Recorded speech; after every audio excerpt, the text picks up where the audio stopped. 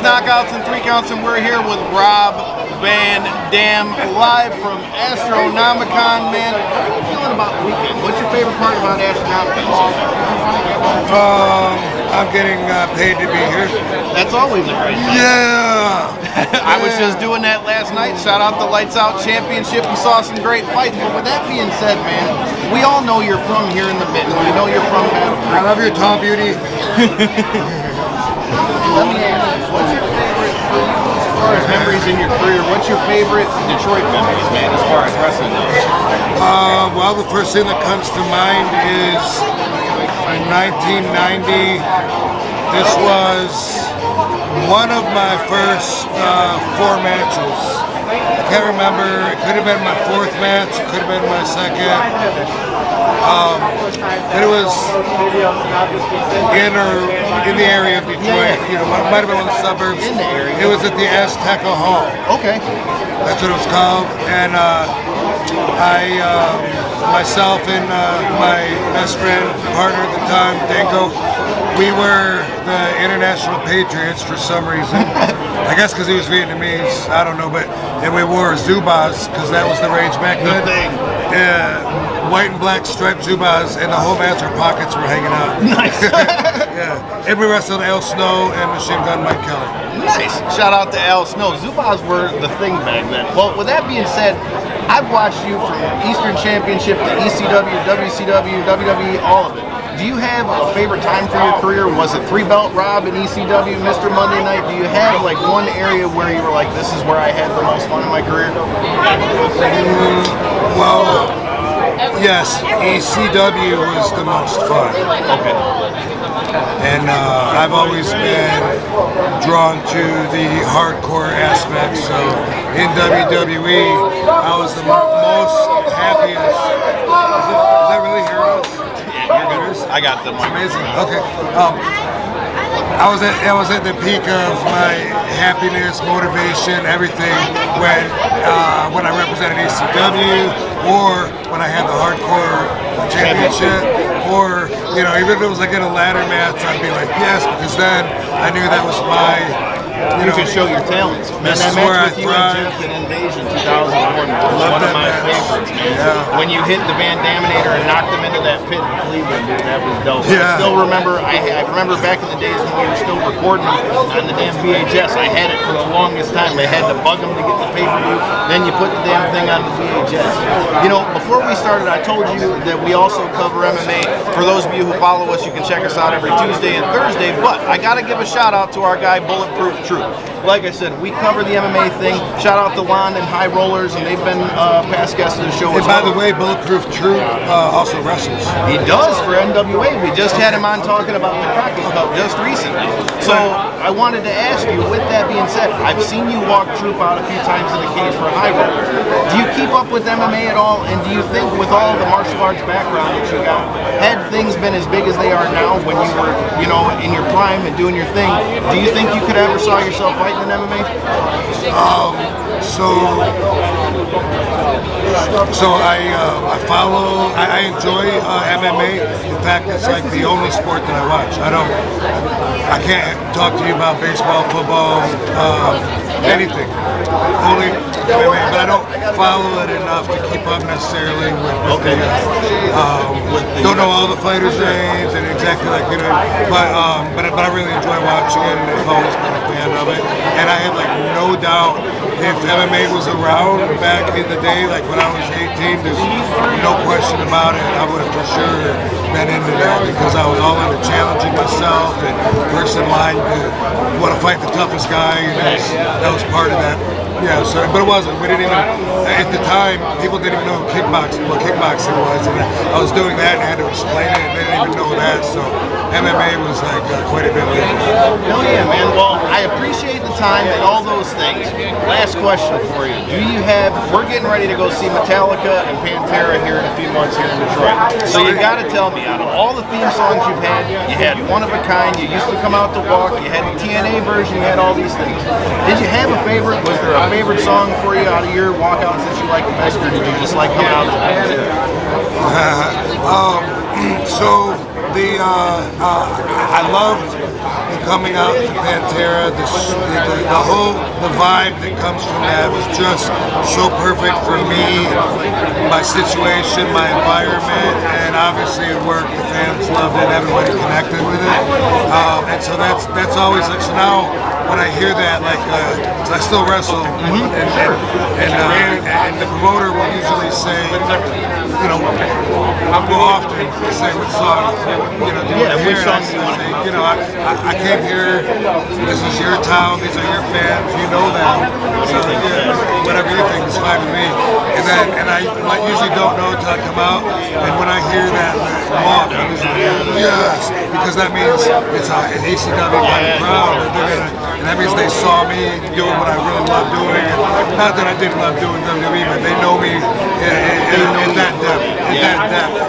And likewise, when the first beat from One of a Kind hits, that also jolts the excitement from the fans. It's just different. Yeah, that and them fireworks you used to have when it would do the thing around the Titantron, dude. Everybody knew what time it was, dude. Yeah. Before we get out of here, I got to thank you, though, because all of your advocacy for medical marijuana and all those things, I have to give a shout out to the late Scott Hall, because here at this time, I interviewed him, I interviewed Booker T, I interviewed Bishop.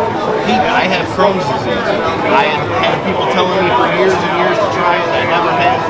I had my first colonoscopy with no pills found, no nothing from that moment. And it's seriously, man, like I've been training since I was 13 years old, and it almost killed me having a surgery when I was 21. So to have it come back to where you've tried all the pills, you've tried all that stuff, and to have something like that get you to where it cleared it up, and to think that it was Kevin Nash and Scott, because I had asked Kevin about his knees, because he had just had his knees redone. I go, how's your knees? He's like, you asked, I got to show you the pictures. Here we sit 4 years later, and we've had, you know, one of the Dispos is our sponsors for the podcast and all those things. So to see where we're at, I got to tell you, how does it see for you now to see there be so much openness to the CBD and marijuana and stuff? And what's new for you in that business? Because I know you were doing RVD CBD. Yeah, so I feel like, you know, we're heading in the right direction. We're not there yet, but I have peeled back on the energies I put into my advocacy, because it used to be a much more of an uphill fight. I used to have to tell people that were killing themselves with cigarettes and pot shaming me, you have it backwards, and they didn't want to hear it. So that was a fight. It took a lot of energy.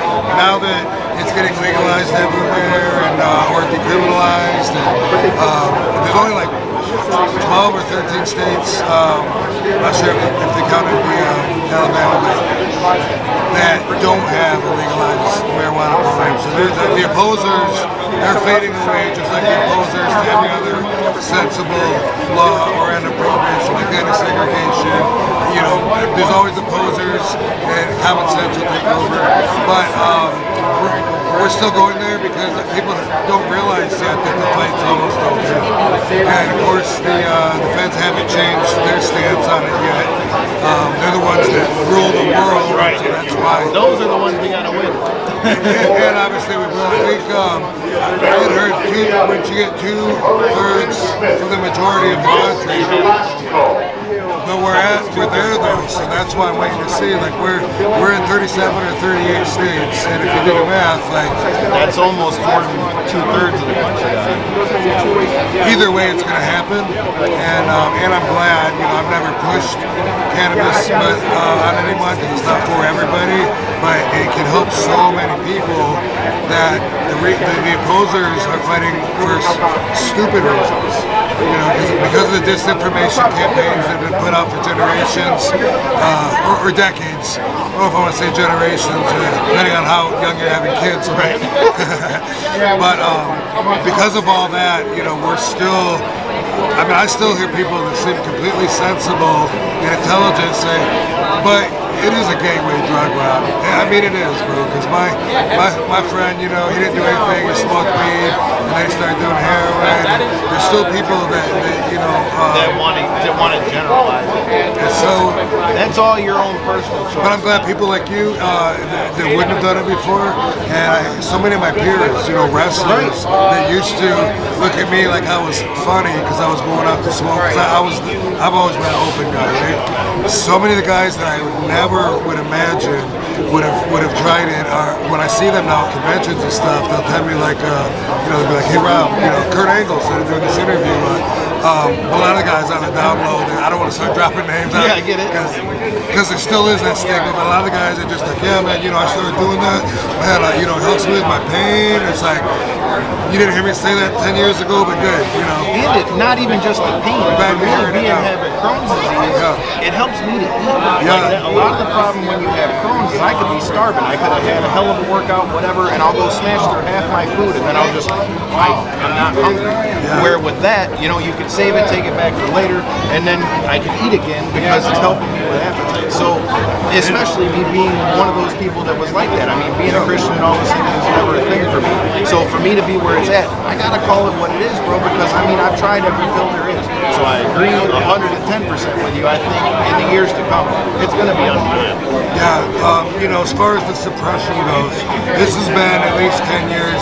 My wife had stage 3 colon cancer. We're at the City of Hope, and we're at this meeting in an auditorium with a dietitian giving advice on all these cancer patients, what they can do to improve their lives. And this old lady raised her hand and she says, what can I do to stimulate my appetite? She said, I'm wasting away, I feel weak, I'm throwing up, sick, I'm uncomfortable, I can't sleep, I don't know what to do because I'm having a hard time getting food down.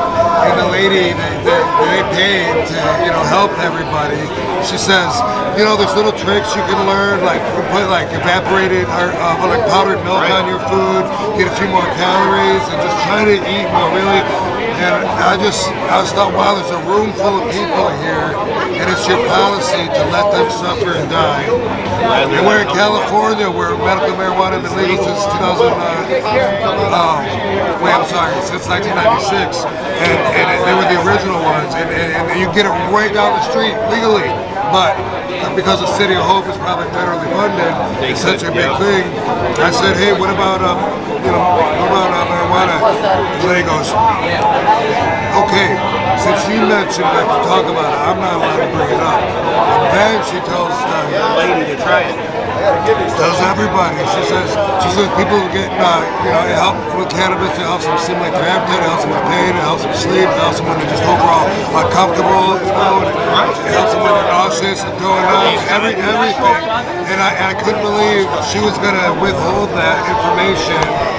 I mean, respectively, you can consider that almost like socially non-empathetic. Let me put it that way. Well, dude, like I said, it's an honor to talk to you. Like I said, growing up here in Michigan, you already know what time it is. We're big RVD guys. Thank you for the time. Shout out to Bulletproof Troop. I know you're going to see this. Until next time in the in-between time, next year you check us out. Tuesdays, Thursdays, 9 p.m. Eastern, and you already know what it is. Rob Van Dam. You heard the man.